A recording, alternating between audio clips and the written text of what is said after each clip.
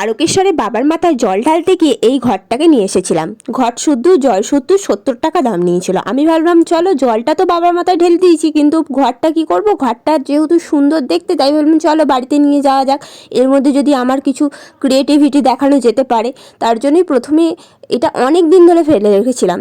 তারপরে কি করব কিছু না ভাবতে পেরে, আর সময়ের অভাবেও বলতে পারো করা হয়নি। তারপরে আস্তে আস্তে আমি ভেবেছিলাম একদিনের মধ্যেই করব, আর যতটা সময় লাগবে তোমাদেরকে দেখাবো। তার জন্য যা রং পেরেছি, যত রকম আমার কাছে রং ছিল সব এর মধ্যে ঢেলে দিয়েছি, ঢেলে যা পেরেছি এঁকেছি। সত্যি কথা বলতে সেইভাবে তো প্রফেশনাল কোনো কিছুই পারি না, যেটুকু পারি নিজের চেষ্টায় আর নিজের ইচ্ছা মতো করি।